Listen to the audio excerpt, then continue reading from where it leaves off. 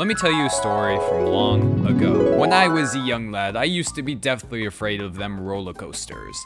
I don't know what the fuck accent that was. I'm gonna stop doing that now. I wouldn't even go on so much as the little Disney coasters that only turned. Big Thunder Mountain used to be the shit, you know, the stuff of nightmares to me. It really wasn't that long ago that I got over the fear of roller coasters and became an addict, like a year and a half at this point. But that's not really the point. The point is I got over it and a lot of people haven't. I get a lot of comments being like, Coastoons, how do I get over my fear of roller coasters? Coastoons, what's a good first ride to do that isn't too intense? Coastoons, how did you get into coasters? So today I'm gonna be answering all of those questions in lengthy detail, except that last one because I already kind of did a video on that. It's linked in the description or the card or somewhere. I don't really care if you watch it. It's pretty old, but it's fully animated if that's your thing. Anyways, out of those first two questions, I'm first going to talk about how to get over your fear of roller coasters, because that's probably what most of you came here for. Now, there's two reasons people don't like to ride roller coasters. One is the fear that they will fall off the ride, or the ride will malfunction, or, you know, something will go wrong to harm them. The other is the fear of the feeling of the ride itself, the forces on your body. The fear of getting hurt is surprisingly the easier to fix of the two. I said this in my roller coaster accident video, but I kind of messed up the stats, so I'm going to do it again. In the video, I said you have a 1 in 24 million chance of dying on a roller coaster.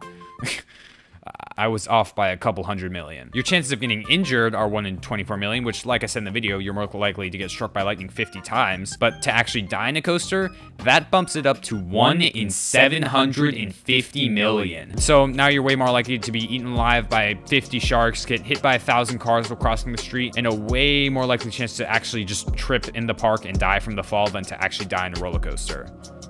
I know those are kind of weird examples, but I don't know. Those were the first that came to mind. Roller coasters are literally hundreds of times more safe than your Ubers, your planes, the subway you ride, etc., etc. You get the idea. Roller coasters have more safety systems than you can wrap your head around, from big things like the train physically not being able to dispatch without all the restraints being locked in, to little things like the floors on inverted coasters lowering so you don't scrape your feet and get caught in them. If you're worried about it, then roller coaster designers have already got it covered. Trust me, you're not smarter than these professionally trained engineers. Where your restraints will pop up? Well, on hydraulic restraints, which are most modern day restraints now, the restraints uses a hydraulic cylinder to keep it in place that are used on airplanes to extend the spoilers. And not only that, most roller coasters usually have 2 of those hydraulic cylinders to keep the restraint in place. So yes, you have the strength of 2 airplane flaps holding you in. Think the coaster will fly off the track? Well, that's why there are dozens of upstop wheels under the track to keep that from happening. Think the roller coaster will start crumbling to the ground while you're on it, like Final Destination.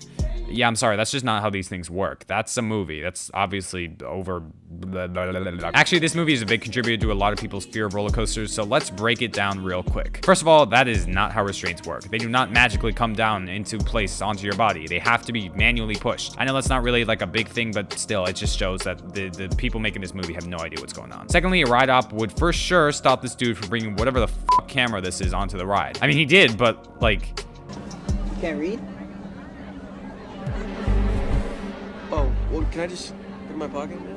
Is that cool? Yeah. Yeah? But that's the best you can do, man? Really? Yeah. But this camera contraption probably wouldn't have even made it here. Most ride-ups tell everyone on the platform before you get on the ride to put all loose articles away in the bins. And even before that, there are usually people waiting outside the ride entrance or something, or sometimes even metal detectors to make sure nothing gets through. People still get stuff through the line sometimes, but not this contraption of film right here. Anyways, he gets the camera through, and as we crest the lift hill, we see that there's a leaky wire on the train. Oh no. This would definitely not happen because trains are inspected and tested on the daily before human riders actually get on. Also, I'm not 100% confident of this, but I'm pretty sure there isn't a singular wire on every roller coaster train that controls like literally every single restraint. Like, I'm pretty sure it's a pedal or something, or, you know, some trains need an electrical current to open up all the restraints during the course. There's literally no other way. So yeah, in conclusion, this scene is baloney, and if this scene is why you're afraid of roller coasters, then you're making a fool of yourself. Roller coasters are some of the safest machines out there, and the fear of safety is a beyond irrational fear. Think about it. How many people do you personally know have been in a roller coaster accident? Now think about how many people you personally know that's been in a car accident. I can't even say you know 5 times more people in car accidents than roller coasters, because 5 times 0 is still 0. So that should hopefully calm your fears if you're concerned about the safety of these things. But what if you're afraid of the forces themselves? Now, if you're afraid of the forces from the ride, then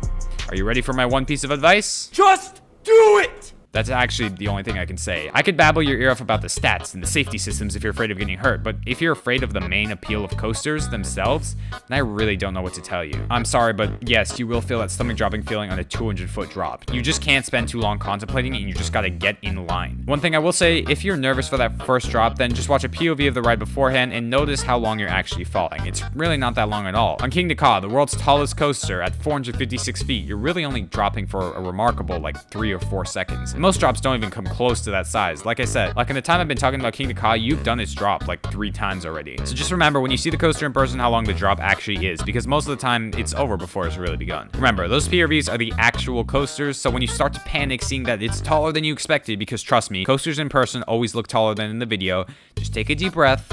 Remember that those 2 seconds of falling were taken on this coaster, and once you get on the ride, it will still be a remarkable 2 seconds of falling. And other than that, I really don't got anything for you. I will say, I used to not like that stomach dropping feeling, but now I crave it when going off coasters. I don't know, it's like a little inspiration story. Maybe you'll do that too. You'll completely do a flippity flop like me. Now, for those of you that are scared of other things besides that stomach dropping feeling, then I'll explain in this video exactly what different elements of coasters feel like that you'll experience. Inversions. Most of these are pretty forceless. You don't really feel anything, but on the super tight ones, you'll feel like your face is getting smushed into your head. Launches. At the beginning, there will usually be a quick jolt that kind of feels like a gut punch of that stomach dropping feeling, but then you'll just kind of feel like you're going super fast and pinned to the back of your seat. Speed. You'll just feel the wind in your face. If you're really afraid of roller coasters for speed, then just sit anywhere besides the front row. Hanging upside down. It's literally exactly what it sounds like. Trust me, you're not going to fall out. You'll feel like you're going to fall out, but the restraints will catch you. But this only really happens when you're upside down for a long period of time, and on most coasters, this shouldn't really be a concern. And heights. Heights on coasters still kind of freak me out on the lift, but that only makes it better before plunging into the layout.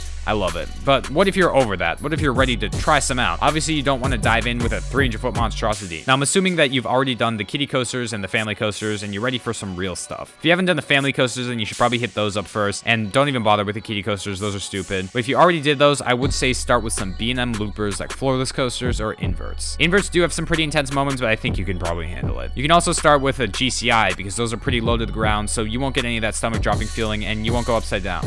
Then you can move on to some tamer launch coasters like Premiers, or even something like Cheetah Hunt. Then if you're done with that and you're ready for some drops, I'd say start with a dive coaster, because once you get past that first drop, the rest of it is like slow inversions, which is okay because you've done B&M loopers. The first drop will be super intimidating, but it's a nice introductory course to airtime and that stomach dropping feeling without going overboard throughout the layout. Then move on to the big boys like Hypers, and after that, you're pretty much free to do whatever. There are some outliers like Maverick or El Toro that are less intimidating than dives, but you should still wait because trust me, they are really intense. I'm gonna go through a couple parks and tell you which coasters to start with and how to progress through them. This isn't a guide on how to minimize weights. That's a whole nother video. This is more of how to warm yourself up, you know, get yourself hyped up to get on those rides. Let's get into it. Hershey Park. Start with the GCIs in the back like Lightning Racer or Wildcat. They're not the best coasters, but they'll warm you up. After, you should hit Super Duper Looper for an inversion. Then you can move on to Great Bear or Fahrenheit. And after that, you're pretty much free to do whatever you want. Stormrunner and Candemonium, Skyrush, Comet, whatever, man. Cedar Point. Start with Blue Streak, then move on to Gemini. Next, you should do Gatekeeper or Rougarou. After, move on to Millie, and then you should be good. Millie's gonna be scary, but trust me, it's the tamest of the big four. Remember, there are 2 misnomers here. Maverick is one of the most intense rides I've ever been on, and Magnum's Final Hills are some of the strongest airtime moments on any coaster, so just watch out for those 2. Don't be tempted to go for one of those instead of Millie, just go on Millie. Six Flags Great Adventure. Start with Runaway Mine Train, then move on to Bizarro. This is gonna be a big step up, but there's no real transitionary coaster in this park. After that, go to Jersey Devil, then Nitro. After you do all those, you're pretty much free to do whatever. There's 2 more misnomers at this park with Batman the Ride and El Toro. Toro is some of the strongest and most sustained airtime on any coaster, and Batman the Ride takes all of its elements at such a breakneck pace and is a guaranteed gray out in every ride. It's probably one of the most intense coasters I've ever been on. All right, last park to run through. Busch Gardens Tampa. Start with Scorpion. This one has 1 inversion, but aside from that, it's a pretty good warm-up.